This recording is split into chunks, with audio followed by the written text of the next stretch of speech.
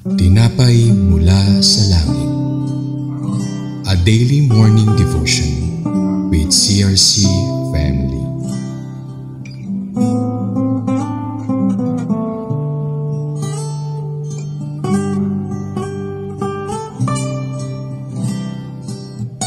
Isang mapagpalang umaga po mga kapatid. Ako po si Jaconessa Tina Carpio ng CRC Makati. Samahan niyo po ako sa ating programang Tinapay mula sa Langit, ang ating pang-araw-araw na debosyon sa salita ng Diyos. Ngayong umaga ay matutunghayan natin ang Deuteronomy chapter 17 verses 16 to 17. Ngunit bago po tayo magpatuloy, tayo po muna ay manalangin. Ama, maraming salamat po sa panibagong araw na ibinigay niyo po sa amin. Panibagong pagkakataon na maranasan ang kabutihan mo sa aming mga buhay. Sa aming pagbubulay-bulay ng iyong mga salita, dalangin namin ang iyong pagpatnubay at ang karunungan na nagmumula sa iyo upang maintindihan namin at maisabuhay ang mga aral na ito. Tinataas po namin ang iyong pangalan, Panginoong Yesus, pinupuri, dinadakila at pinapasalamatan ka sa lahat-lahat ng iyong mga ginawa. Ito po ang aming samat panalangin sa pangalan ni Yesus. Amen. Basahin po natin ang Deuteronomy chapter 17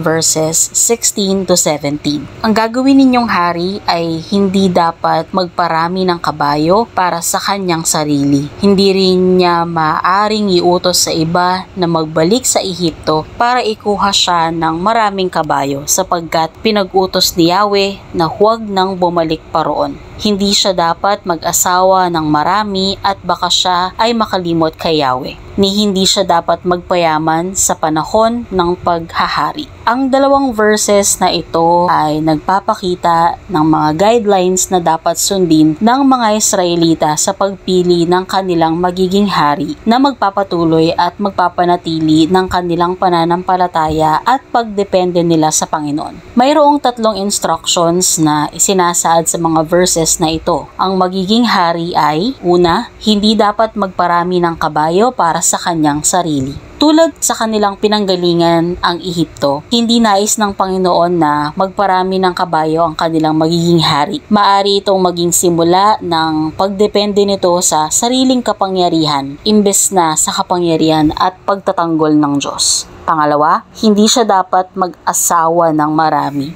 Ang taong nakararanas ng kapangyarihan ay maaring mahumaling sa tulak ng laman, kung kaya kasama sa instructions ang hindi pagkakaroon ng maraming asawa dahil makakalimot siya kay Yahweh. Pangatlo, hindi siya dapat magpayaman sa panahon ng paghahari. Kasabay ng paghahari ay ang kontrol sa pananalapi. Dapat ay mapagkakatiwalaan sa pagmamanage ng pera at hindi nangungurakot.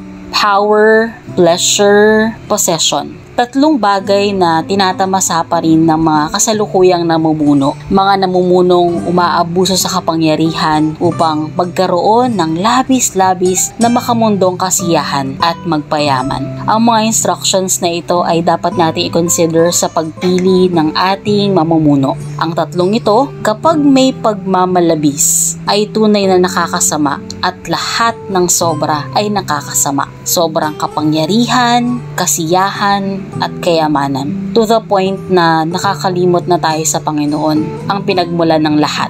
God wants us to fully depend on Him and our faith on Him. Ngayong malapit na ang eleksyon, i-consider natin itong mga bagay na to. Ipanalangin natin na mangibabaw ang mga leader na itatalaga ng Panginoon at hindi ang mga may pansariling intensyon. Yung mga taong may totoong pananampalataya at banal na takot sa Diyos at hindi yung nagpapanggap lang. Nang sa gayon ay pagpalain ng Diyos ang bansang Pilipinas. Tayo po ay manalangin. Panginoon, salamat po sa iyong mensahe na aming natanggap sa araw na ito. Salamat po sa karunungan, sa kung paano namin dapat piliin ang mga susunod naming mga leaders mula sa aming mga sariling simbahan, lalo na sa aming bansa.